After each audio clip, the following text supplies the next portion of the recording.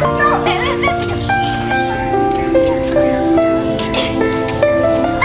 banget gak sih? Kita habisin dia. Oke.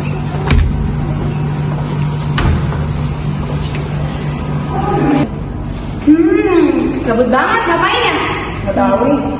Gua ada permainan baru, mau ikut gak? Mau ngapain? Itu Kayaknya tuh. seru deh. Yatim, lu yatim kan? Yatim apa enggak? Lu ngapain sih sekolah di sini? Di sini tuh sekolah internasional. Lu gak berhak di sini. Lu gak kayak kita semua. Ya kan teman-teman? Ya.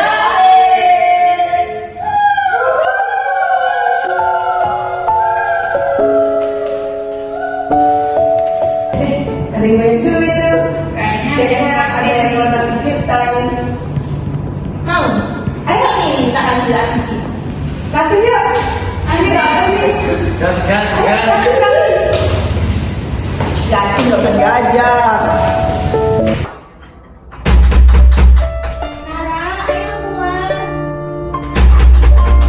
Nara, ini anak kemana sih? Nara, ayo kita. Kenapa? Nara, Nara, bangun.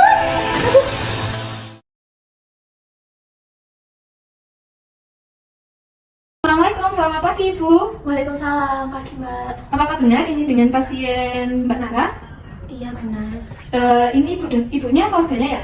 Iya. Iya, baik Ibu, sebelumnya perkenalkan saya Maulia Rahmawati, saya perawat yang akan menjaga dan juga merawat Mbak Nara selama Mbak Nara ada di sini, seperti itu.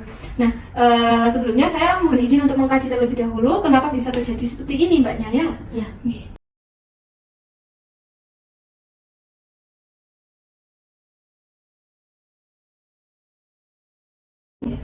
Baik Ibu, nanti saya coba mengkaji ke Mbak Naranya sendiri kurang lebih 10 menit gitu ya. Saya pengen tahu sejauh mana sih perkembangannya Mbak Nara, apakah masih tetap mengurung diri, tidak ingin terbuka dan yang lain-lain seperti yang Ibu bilang ke saya ya. Iya. Apakah diperbolehkan Bu? Boleh Mbak, silakan. Halo, selamat pagi Mbak Nara. Pagi ya. Sebelumnya boleh saya cek dulu ulang identitasnya. Saya cek dulu ya. Oh ya, benar dengan Mbak Nara. Baik Mbak Nara, sebelumnya perkenalkan, saya Maulia Rahmawati yang perawat yang akan menjaga Mbak Nara selama di sini, gitu ya. Saya akan jadi teman baik Mbak Nara selama Mbak Nara ada di sini, gitu ya.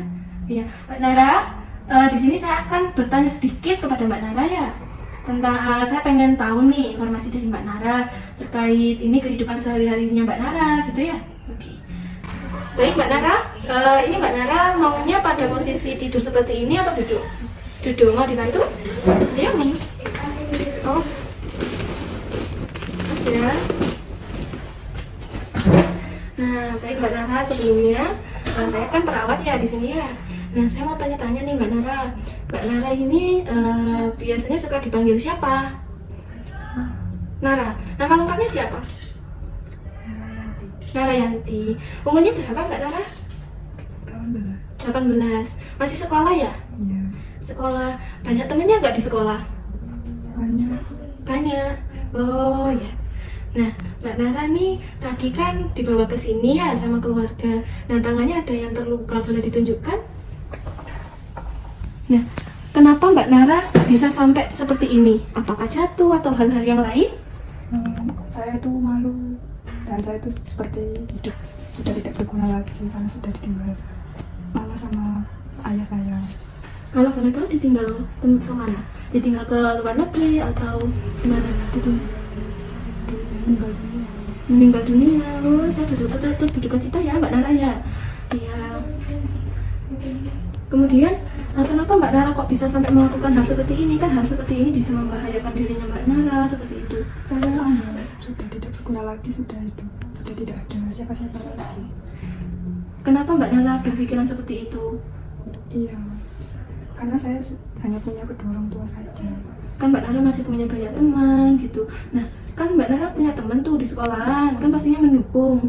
Nah, apa tidak ada teman atau sahabat itu yang mendukung di sekolah? Tidak ada.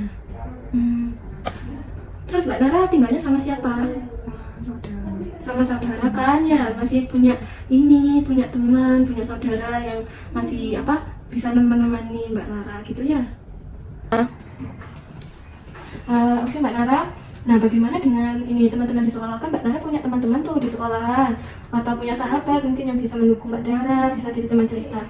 Di sekolah aku dibully. Dibully? Kenapa kok dibully? Dikata-katain anak yatim gitu.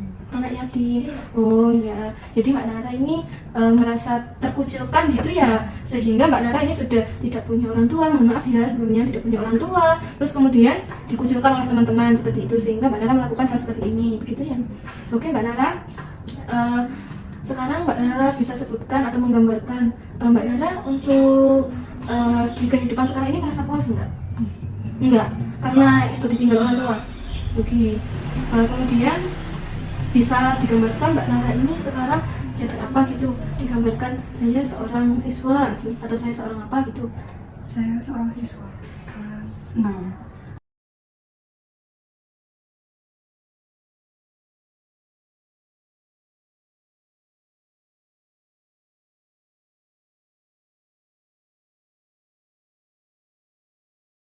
Mbak Nara, sebentar lagi saya akan melakukan tindakan kepada Mbak Nara, baik merawat luka Mbak Nara dan juga memberikan dukungan kepada Mbak Nara seperti itu ya. Nah saya ingin pamit undur diri terlebih dahulu.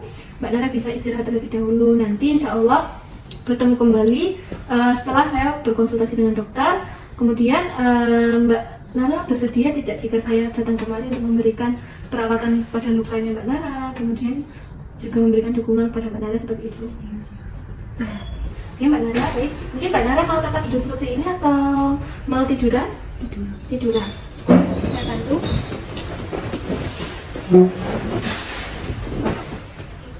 Apakah sudah nyaman Mbak Nara? Oke, baik. Karena sudah nyaman, saya pamit terlebih dahulu. Saya akan kembali nanti ya Mbak Nara ya. Oke, assalamualaikum.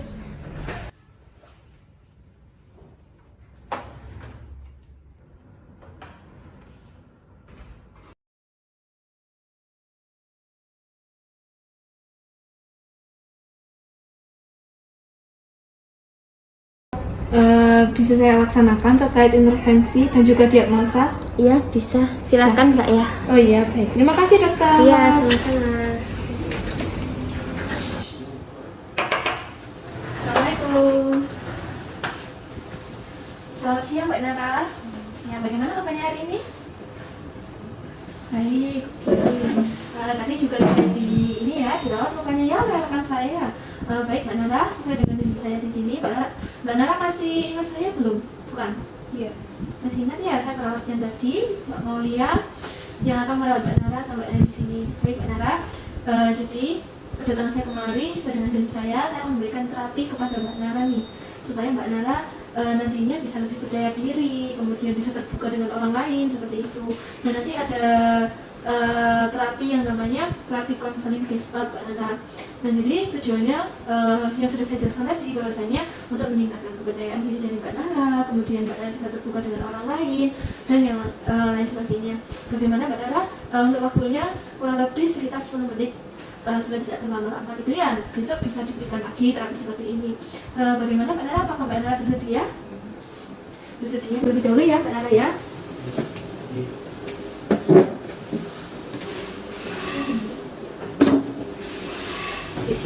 Oke Mbak Nara, karena kursinya sudah siap, bagaimana? Apakah bisa dimulai? Bisa. Permisi ya, saya inikan dulu selimutnya. Nah, hati-hati. Oke. Baik. Sebentar Mbak Nara, saya jelaskan lagi ya. Jadi di sini ada 2 kursi, di mana di sini nantinya Mbak Nara berperan sebagai teman-teman Mbak Nara yang membeli Mbak Nara, dan di sini Mbak Nara. Ya, bagaimana ketika Mbak Nara menghadapi teman-teman Mbak Nara yang membuli Mbak Nara pada saat itu. Baik, mungkin bisa dapat digambarkan Mbak Nara mulai dari teman-temannya bagaimana cara mereka membuli Mbak Nara. Oke, seperti ini. Oke, baik Mbak Nara, bisa ini diperankan. Dasar anak yatim, boleh itu tidak berguna, terus kamu dilempari kertas. Seperti itu. Oke.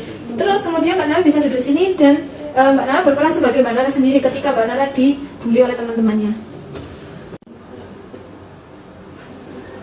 Oke Mbak Nara, apakah seperti ini ketika Mbak Nara dilakukan pembulian oleh teman-temannya?